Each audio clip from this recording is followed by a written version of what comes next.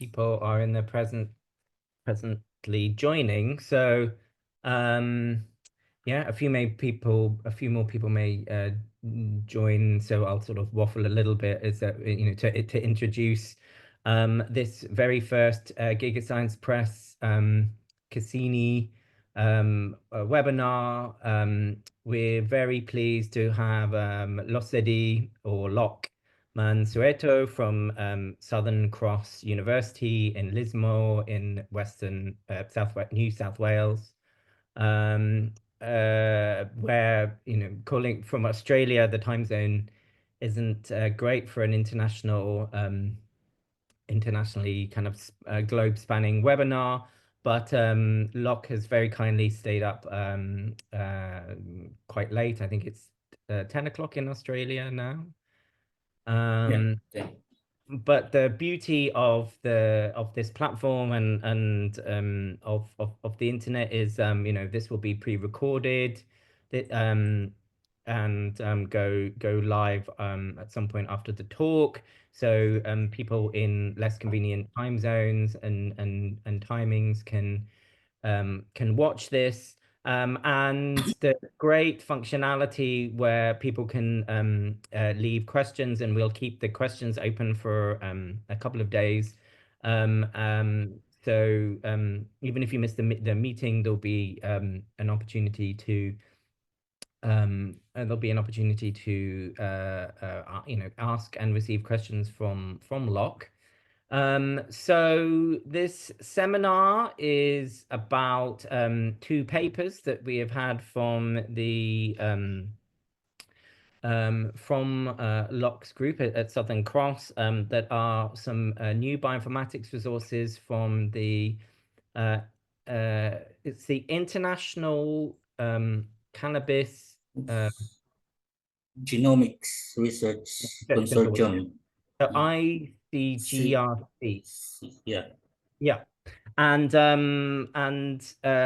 these are, specific tools, but provide a lot of lessons learned for beyond, so they obviously have a lot of utility for the cannabis research community, but also they're really excellent kind of case studies and test cases on if you have a new crops or orphan crops or traditionally less studied crops for whatever reason, but how do you make them ready for the kind of 21st century and molecular breeding and have the resources that the much more traditionally longer studied crops have. So this hopefully makes these talks very broadly applicable. And we're separating it into two separate talks. So the first one on the database paper, and the second talk on the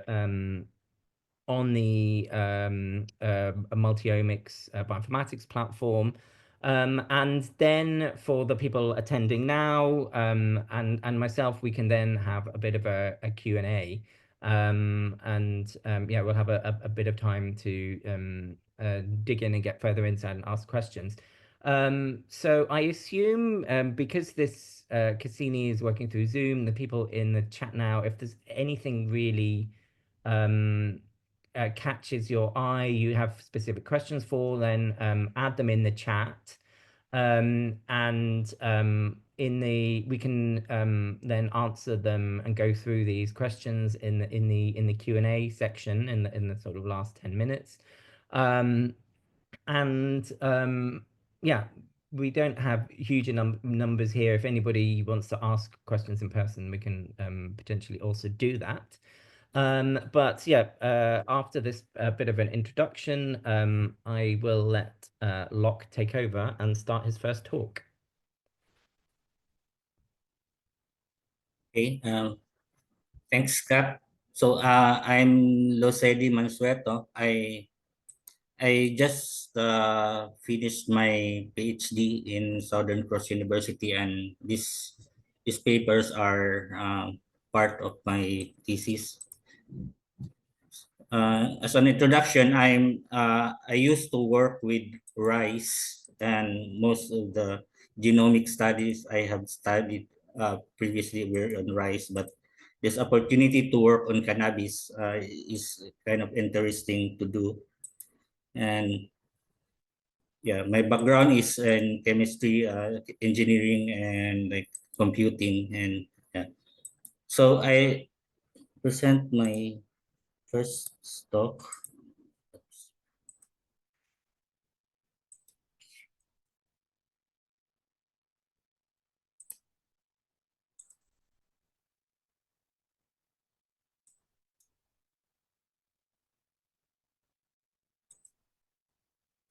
Okay.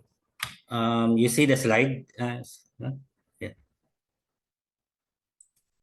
Yeah, we can see that there's a the slide. you need Let's to share in the present present mode. mode or whatever. Yeah.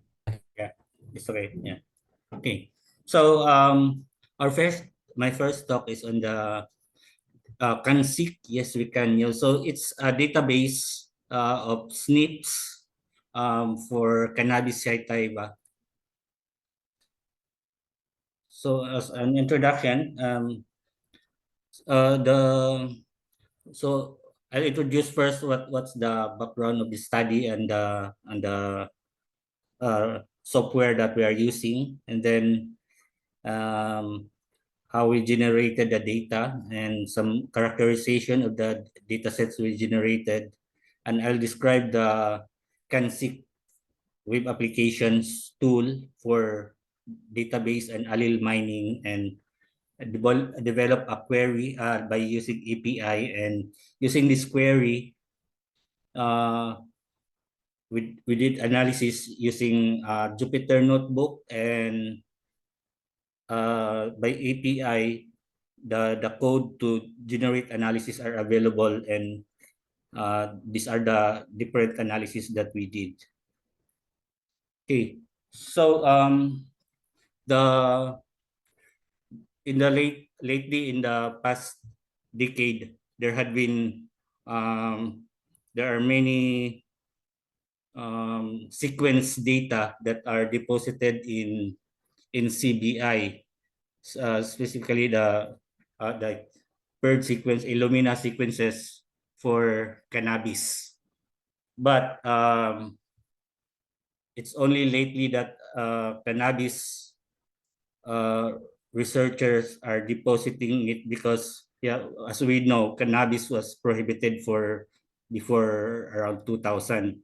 So there are technologies that are already developed for the common crops or popular crops like rice, corn, those well-studied crops, but are not applied to less studied crop like cannabis.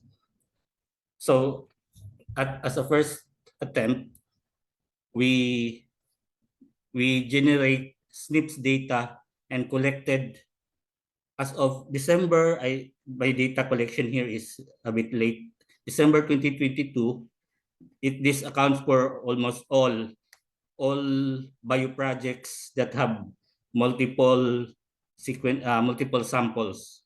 So there are around 300 plus whole genome sequencing, and then Phylos have around 2,000 uh, amplicon samples, and there are 26 RNA-seq trichome samples.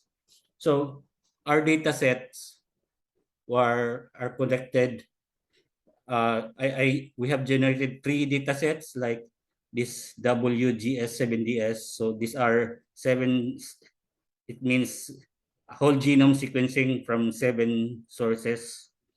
And then the Phylos datasets and the RNA-seq samples. And by cultivar type, this is the summary. The hemp, we use the original. We know that there are drug type and hemp type, but we just keep the original description from the publication. So the hemp is the like hemp and type 3, and the drug are drug type 1 NLDT, BLDT, And then there's also the intermediate basal and the type 2. So given the data set, how do we generate the variants? So the most popular tool is of course GATK. GATK from Broad Institute. So it given FASTQ sequences, it aligns with the reference and it performs joint genotyping and then combine all samples and detect variants. So this is a very compute intensive task, especially if you have many samples. So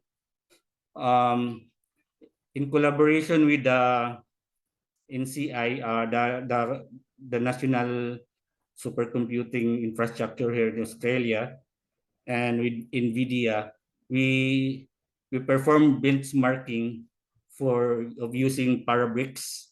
It's a GPU-based equivalent to GATK.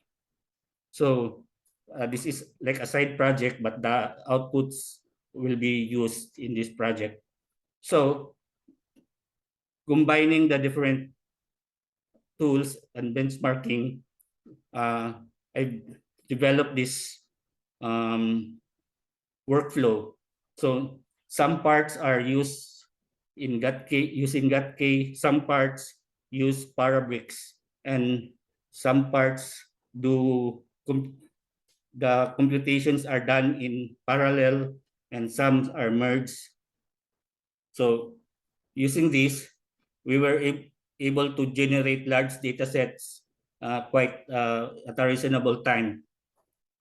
So compared to GATK, Parabricks is fast and uses less like service units.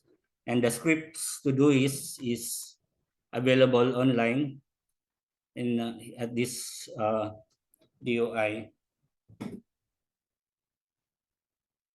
Okay, so the result of that pipeline, we use 3 references and CS10, Purple Kush, and Finola.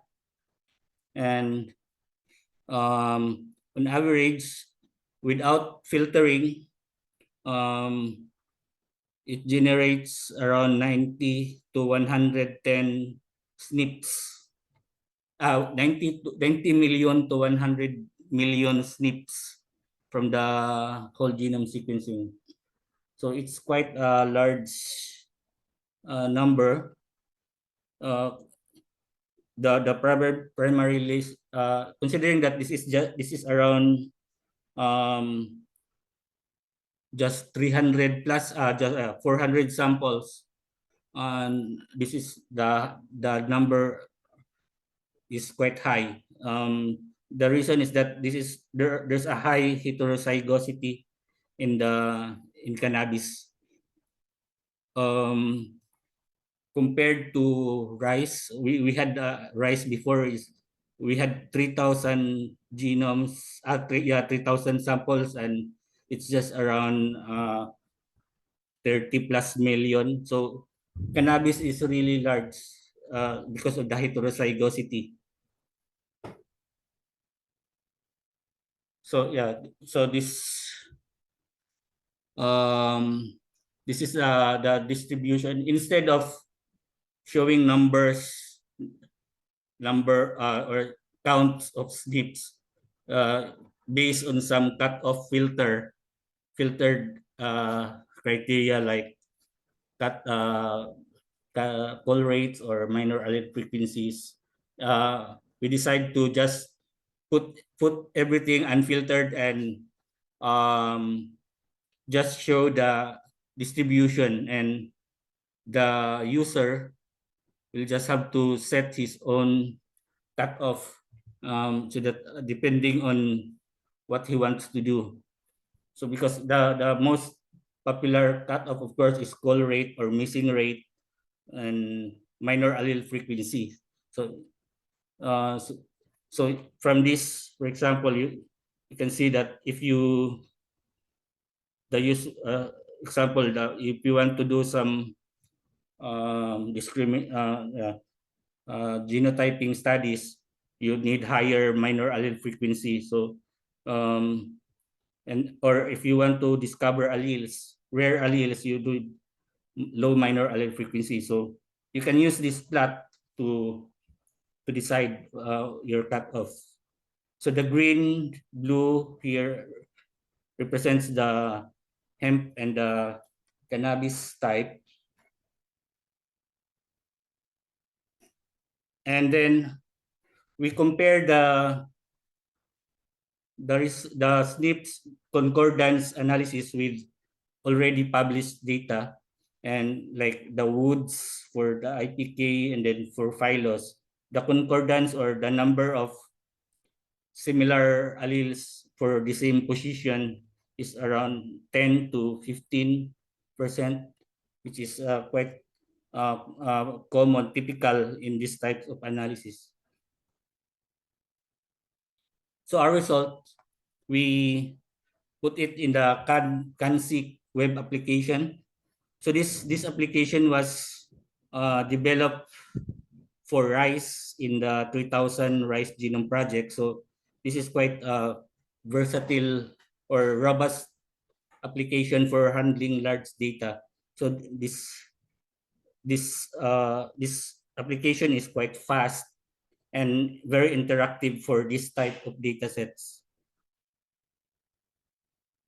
Okay, so using that data results, we can do several analysis using the SNPs. So like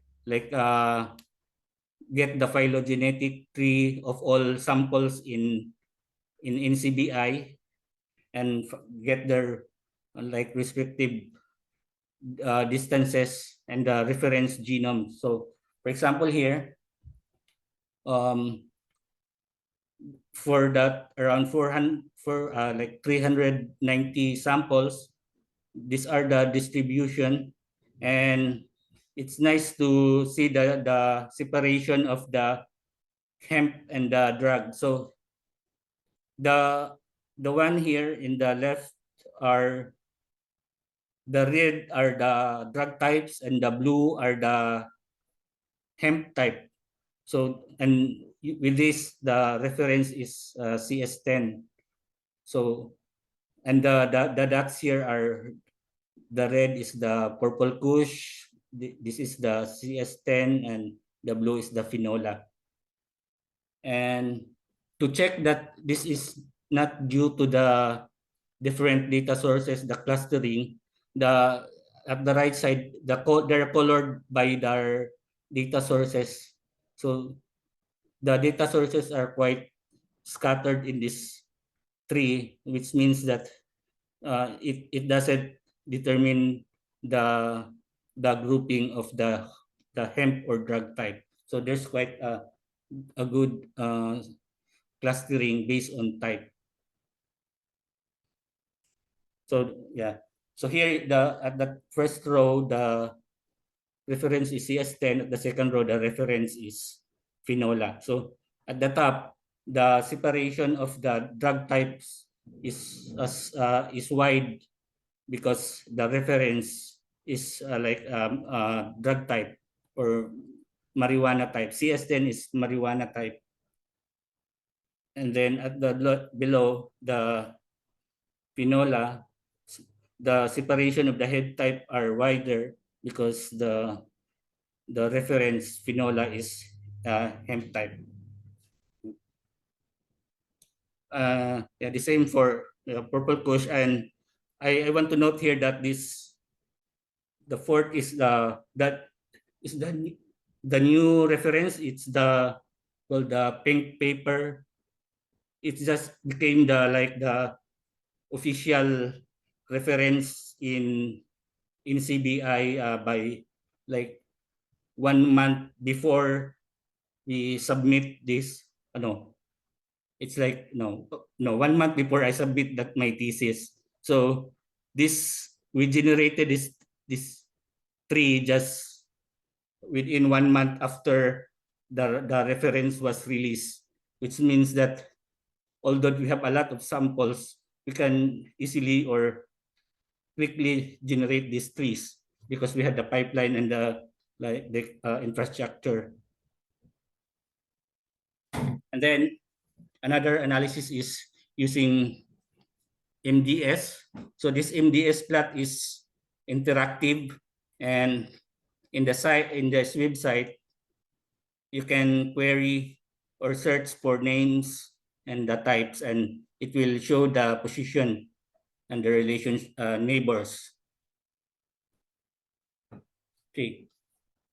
So there's an Omics API related to this, and the documentation is here.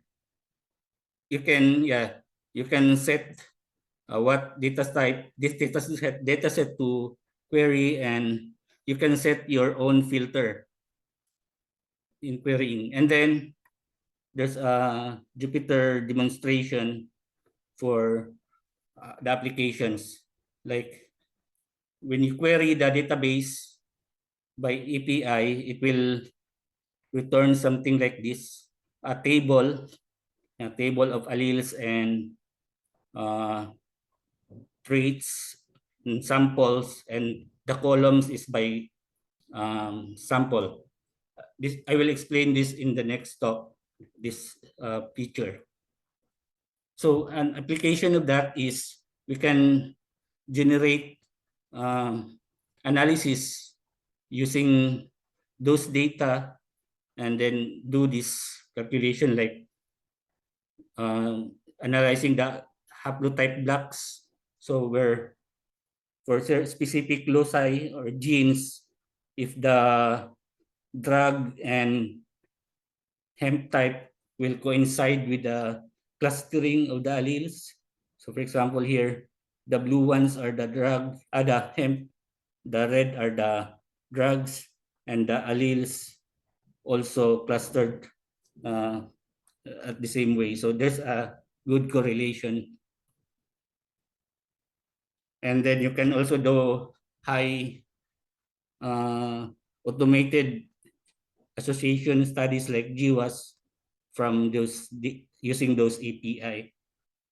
Okay, so as a summary, what we develop a pipeline which is optimized for high samples, and then a database of cannabis SNPs and analysis using 3 reference genomes, and an API for SNP analysis, and notebook for use cases.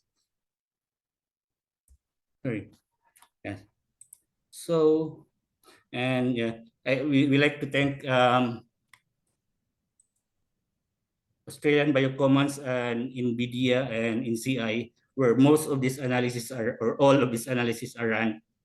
And then IRIC is SNPseq, is derived from SNPseq, which was developed at IRI in IRIC for allowing us to use, and then ECU for the website.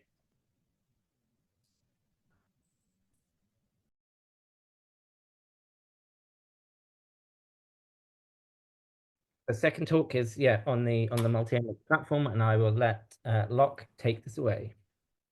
Okay. So the second talk is we are building a platform, like a community web portal for cannabis that can handle multiple data types, multiple omics data types, and shared to the international community. So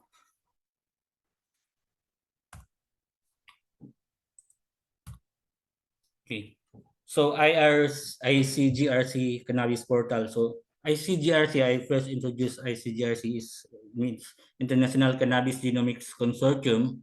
So this is really the result of, since in the 1920s in PAG in San Diego, there are already like cannabis groups that are doing these works. They have this side meeting, right, in PAG, and Yeah, and after 3 years of meeting, they decided to create like a consortium for they call it ICGRC, and the one of the coordinator is our professor here, Graham King, and he proposed that we make this web portal for ICGRC. So it's like this is a annual. It's a group of researchers that will meet in a workshop in PAG every January. So it's something like that. Okay, so the objective is we develop a portal that will host publicly available published omics data. And then we introduce first to the ICGRC and then to the international community. And then important is we document how we collect or generate, in case we generate data and load it to the Tripal platform. And then also we develop an interface for multi-omics analysis, an API based on the data loaded to the Tripal. Okay. So the portal is an instance of Tripal. In case you don't know, Tripal is quite popular in several and many like research communities or like group of researchers working on similar crops or genus. So they form communities and share their data in such community. So here we use Tripal for cannabis.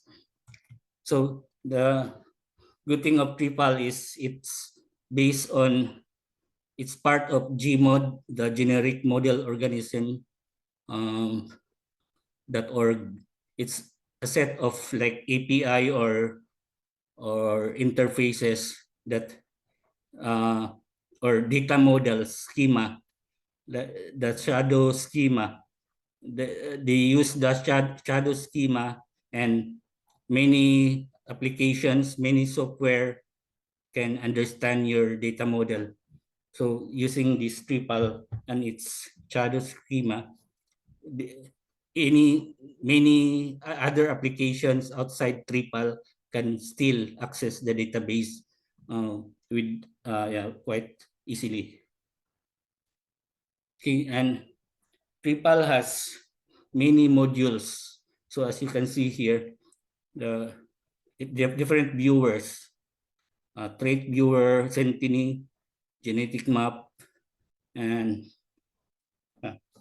so these are the modules in Tripal that are enabled: gene function, map, Sentini expression, phenotype, and blast.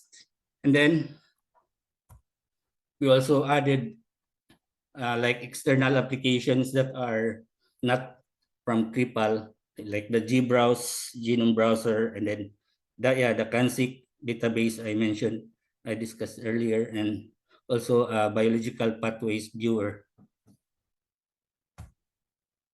So this is the CanSeq database, and the expression viewer it's like, if you're familiar with Mapman, it's just a web version of Mapman. So you have pathways, biological pathways, and the genes in that pathways are represented as dots here, and the color are red or black, red or blue, whether it's overexpressed. It's the expression view of a gene, and the expression is loaded from the expression module. So so it's a Mapman but online using the data on Tripal. So the different data sets there were loaded or generated from either publications or from sequence.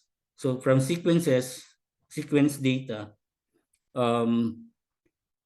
we when some data types are not available, we need to generate them, and the generation are documented in this protocol in protocol IO.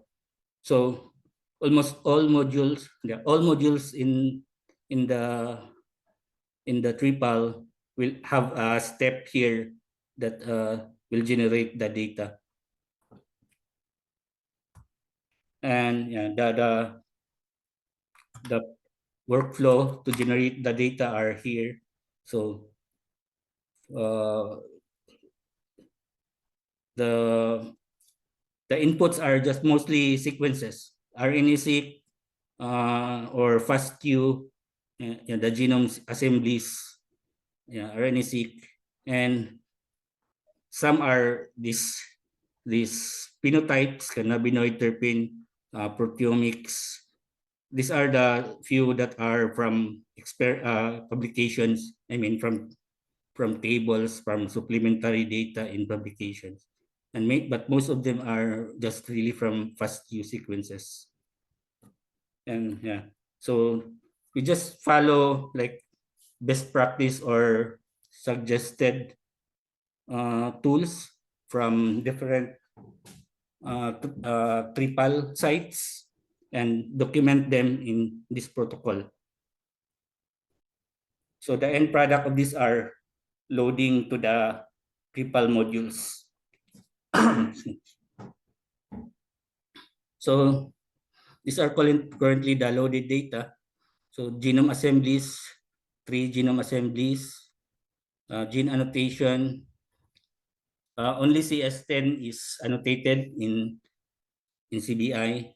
We did our own annotation for Pinola and Purple Kush. Then for SNPs, we did the SNP-seq, the GATK parabricks. And then for the RNA-seq, we assembled the transcripts from trichomes and also loaded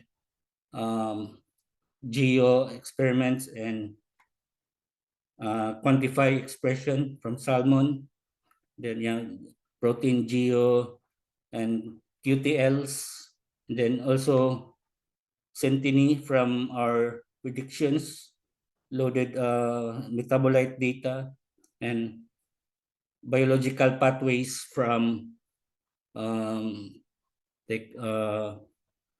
homology with existing maps.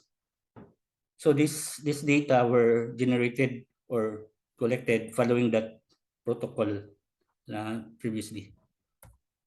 So we already have these different modules in TRIPAL, but they are separately developed. They were developed from different groups, and they occupy different tables in the CHADO schema. So in short, they are like they are not coordinated as one data model. So we want to make this accessible and combine them into one multi-omics analysis. So we developed this omics API. So the purpose of this is to merge the data from the different modules into like a virtual table, into one table, but this table are actually linked from different tables. So it's like a view. And then where the tables are the samples, and then the rows could be like variables, conditions, metadata, or genes, or metabolites, or the SNPs, those variables. Then they can be specified in a query or downloaded just by URL by web service. And this is installed as a like TRIPAL module. So how are they integrated? It's just basically make use of existing Drupal modules. So these are the shadow tables, and these are like materialized views generated by the modules. And then just link those. For example, link the genes from the gene feature to the genes in the expression, then link the samples also and the stacks, and also from the genotype link the SNPs with the features and the sample, then create one view out of that. And the details are explained in the protocol, even the code for the SQL codes to generate the tables. And then, so the data can be queried by this URL API. So the idea is you can specify what data type you want to query. This is the most general, the variant expression phenotype. Or you can, if you combine several like expression, phenotype, variant, and then you can also combine all variant, expression, phenotype. They will generate that table that I showed earlier. So for this example, so the result for this table, so the metadata parts are here, the transcript parts are here, the metabolite parts are here, and these are the samples, these are the variables. So that the idea is this format can easily be processed or used by other programs, like just doing statistics analysis from this. It will be like straightforward from the tables. So we also created some demonstration to use those API and put it in a Jupyter notebooks. So the notebook make use of these tools. So these analyses are all multi-omics, meaning two data types, two types of omics. So like the WGCNA, the co-expression analysis network, use gene expression and trait, then matrix EQTL, use gene expression and SNPs, and link association studies, use SNPs and trait, and and then combine these results, and you will have like intersecting evidence from the different sources. So, and this analysis are all available as a Jupyter notebook, and these are the types of analysis you can do. There are also analysis specific really to cannabis, like the figures I generated earlier, like for the haplotypes and for the GWAS. Use this notebook. So that's it for this site. Again, thanks to Australian Biocommons for the all resources, computing resources that we use. Thank you. Great, thank you a lot. So unshare now, and we can then have a final. Stop share. Sorry. It's quite. Is the time fine? Okay. So questions in the chat. So Prash, he just had to leave, but he left a question about the first talk, specifically about the genetics. He said, excellent talk. Why would mutation alone make sense here anyways? What amount of the genome is duplicated? Why would hit mutation alone?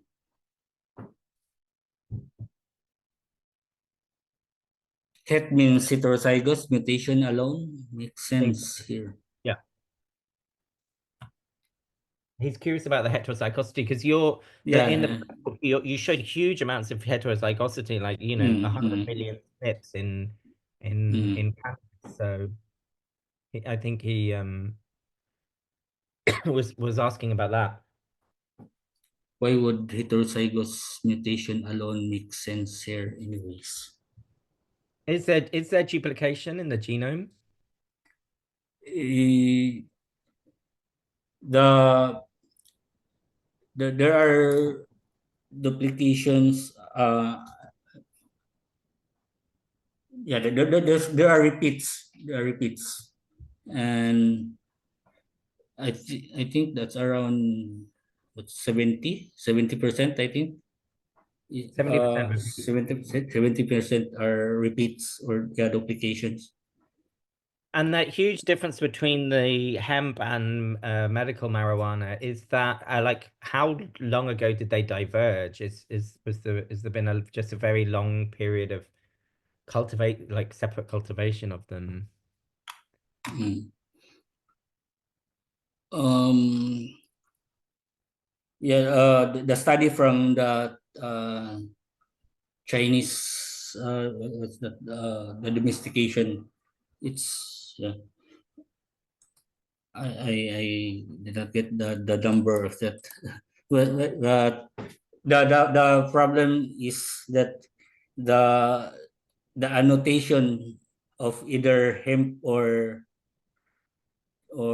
drug is not very accurate in the existing databases, even in like because most of this were done like clandestine breeding, and so the hemp drug annotation is not really um, like scientifically determined.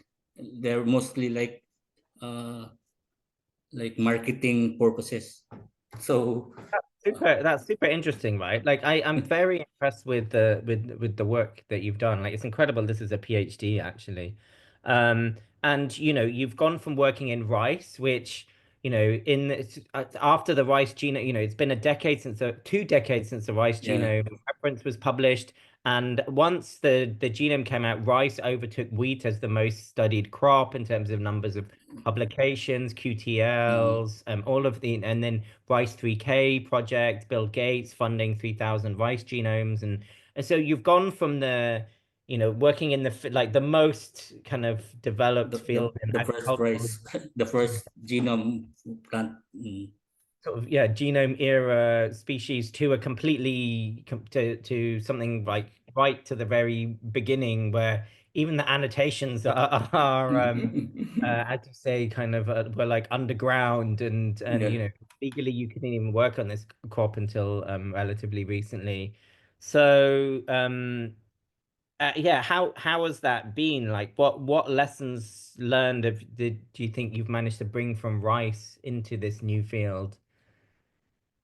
The it's like it's really the same tools that my background is not genetics, not biology, so I cannot say more on the genetic side. So I'm more on the computational and analysis side.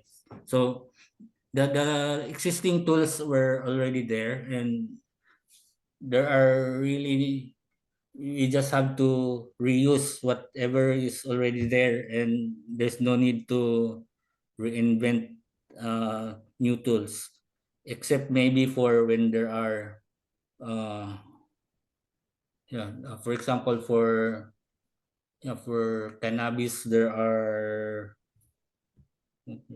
yeah there are no authoritative source, like there's no gene bank, so we cannot rely on anybody to to give us the authoritative answer, because unlike rice, they have a gene bank and these other crops. But for cannabis, it's, yeah, it's, as you said, it's unknown. Like the samples are unknown, so we really rely on just the trees that we generate, and not from the like annotations that are already there. Now you have these molecular resources though, right? You're presenting this database and this multi-omics platform. In Rice 3K and these projects, the aim was to provide resources for the plant breeders. So do you envision these tools to be used by breeders? And are you seeing any examples of use in this manner yet? Yeah, for breeding, we already have used this data, SNPs data, to design a SNP chip. So we have another publication, which is a platform, SNP platform design, and it uses exactly this data. So it will be used for genotyping in breeding, in selection breeding, and yeah, and in QTL analysis. Oh, So fantastic. yeah, so this data set, SNPs data set, are really will accelerate the pre-breeding studies, because currently what is existing are like commercial, and they're not really they're not student friendly, or they're expensive, and it's not really, of course it's cannabis, so it's not generally available to anyone. You need some strict regulation there. Yeah. Yeah, so it's applied for, there's already an existing application for breeding. Fantastic. And so these platforms, are you collecting usage or other metrics? Was this built Yeah, into? yeah, yeah. We were using, we have Google Analytics, and Are you seeing much use and are you looking at like yeah, geographic yeah. as We have many use from the south of Australia, from Sydney and Melbourne, because we know where are the groups are. I mean, we know where are the groups studying cannabis also. So we yeah. expect those to be present. Yeah, there's around, I think it's around, on average is six. On average is two per day, like something like that. Yeah. It's not large, but it's considering that not everybody can study cannabis, so it's quite yeah, But the papers only came out in the last week, right? So as yeah, well, will advertise these things. When yeah. probably the next PAG meeting, if they're having another workshop, people Mm, will learn about this. Hopefully, this webinar will help promote these resources. So yeah. yeah, we already presented this in PAG like 2 years ago. It took some time to submit this for publication, but it had been running for around 2 years already. Yeah. Okay. And the um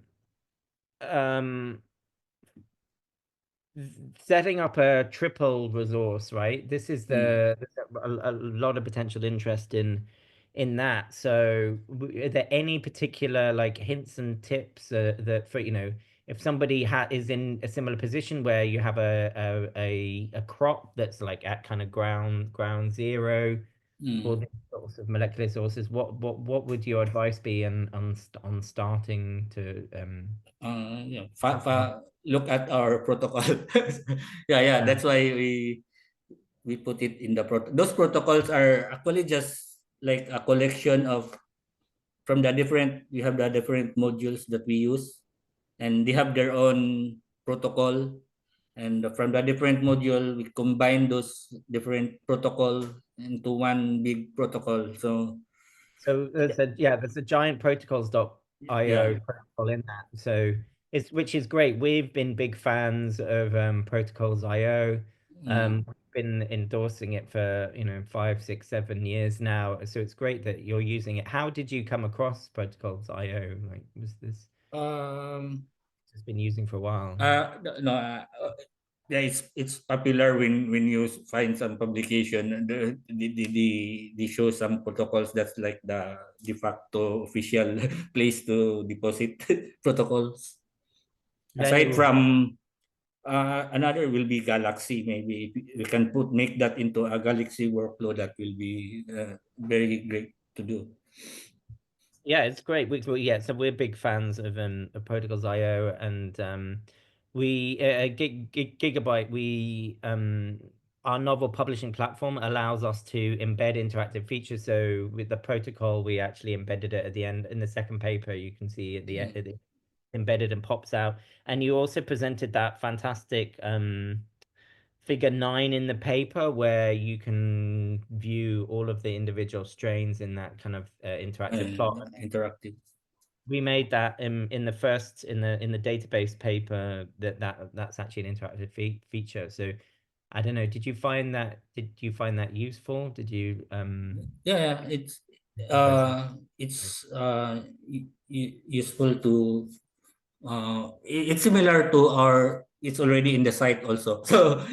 So yeah, I think there used to be something like that in Pylos, but they kind of removed it. But mostly they are all from Pylos varieties.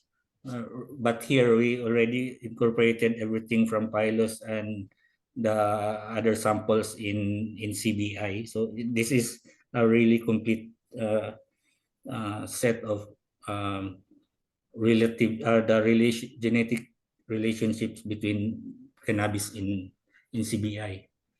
And lately, there's all in the past 2 years, there are more samples coming in that are not included here. So maybe around 300, 200, 300 plus are added already. If yeah, if we have funding here, we will run that again. But I don't know. Yeah, yeah, so that's an obvious question then, like yeah. what is next for the project? Like what are the So the plan is, yeah. So since the site is maintained in ECU, and my supervisor Tobias uh, they will still regularly update it. Maybe they find another person or just yeah, ask me every few months, something like that. So they will keep it upgraded every few months, at least once a year, yeah. maybe twice a year. Yeah, because there are the data sets are coming in. And so that's another related question as well. Congratulations on your PhD. Like this is Hmm. a super interesting project, and amazing that you single-handedly seem to work with your team and collaborators took have 20 years of like decades of work in rice. You've sort of Yeah. cannabis in that area, which is very impressive. So what yeah, what are your plans? Right now I'm working. I have projects now with CGIAR. So I'm working now on like 4 crops doing the same thing. Uh, Yeah. So it's more like international applications from different crops, rice, the CGIR, CMIT, CRISAT, those research centers. Yeah. I have currently those projects, and still here in Australia. Yeah. okay, great. So I don't know if there's any other questions in the chat, if any the last people online have anything to ask. There's a comment from Hans in the chat saying thank you. It's a shame Prash had to leave. But a bunch of the BioClues community were also logged in during the talk. So unless you have anything else to add, I think we've run out of time. And so I can stop this Yeah. seminar. Thank you for people who Yeah. Thank watched. you for coming and And the chance for advertising this work.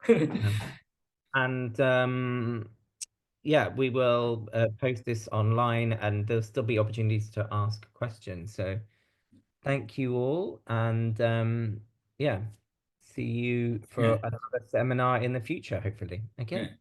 goodbye. Thanks. Bye.